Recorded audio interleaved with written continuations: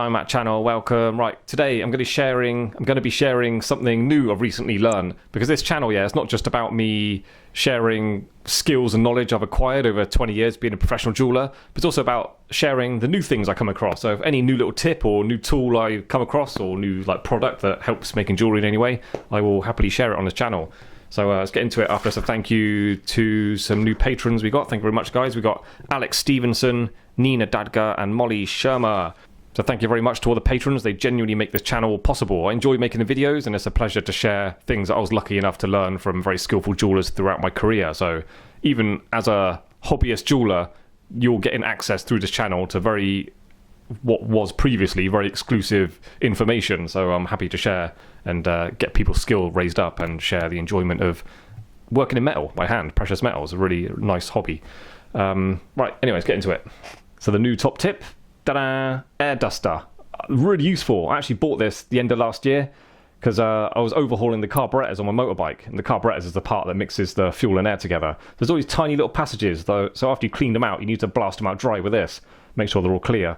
Really useful because it's kind of fun to use, sort of looking around the workshop for other stuff I can blast with it. And it's been really helpful, so I have it on my bench now all the time. I used it literally this morning. I had to size someone's ring this morning, and coming useful drying it. So anyway, I'll tell you about how it can be used in the workshop. So my previous video from a few days ago is a full instructional guide to make this. It's a no stones cluster ring, like beginner's level, beginner's starter cluster ring. But yeah, look, there's a hole in the back. So every time they went in the acid, or when they come out of the ultrasonic, it's a bit wet inside. So just drying it with tissues and towels and stuff, you never really get it out, especially when you're still working on it. Like soldered one side, had to go in the acid and then come out. You don't want acid and water or anything wet. You don't want it still on your ring when you're about to solder on it again. So this coming really useful. So just squirt that and it sprays out and it gets it totally dry inside. I didn't have any issues at all with any water or acid bubbling out of that when I was getting it hot. So yeah, it really helped get that dry.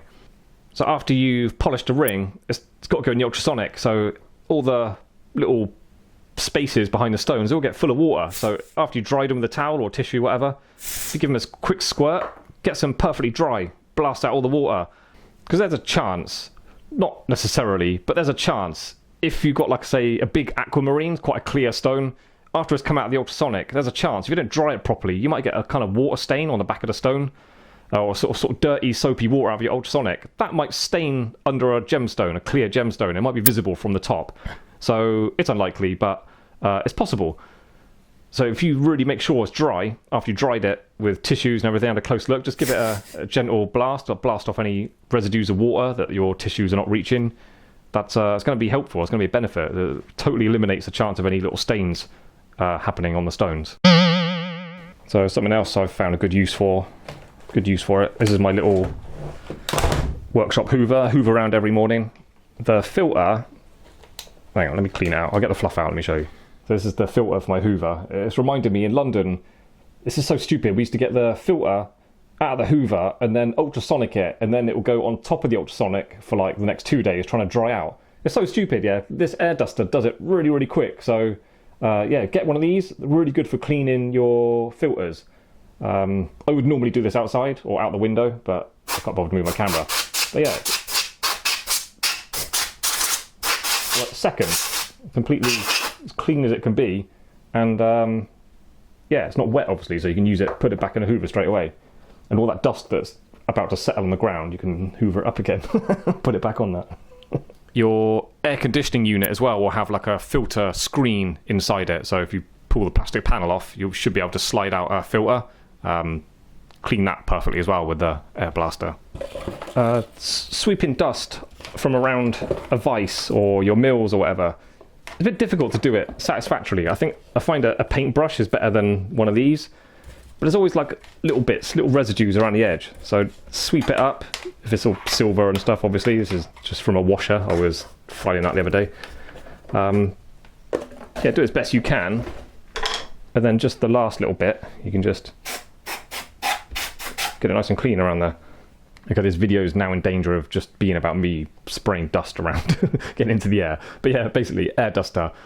Most helpful for jewelers, for getting things dry, for rings and stuff, that especially if you're sometimes you work in a rush, like customers waiting, you cleaned and polished it, ultrasonic it. They're standing in the shop waiting, so you want to get things done, moving really quickly.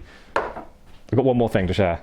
Something just come to mind as I was saying that. So yeah, drying things out the ultrasonic. Kitchen towels good because they're perfectly clean and they're quite absorbent. Normal tissues for like blowing your nose in. These are probably more soft than kitchen towel and really, really absorbent. So they're good. But hand towels can be a bit scratchy, especially on silver. If you've got something big and silver, rubbing it with a hand towel, you'll easily mark it, you'll scratch it. So I like these microfiber rags. These are really soft, really super absorbent. So these are really friendly, I think, for drying jewellery. So they will literally, because they're quite sort of fluffy, they literally pull water out of all the difficult to reach areas. So I reckon if you dried your jewellery in one of these out the ultrasonic and then just give it a quick blast, good to immediately give back to the customer. Check the stones before you do though.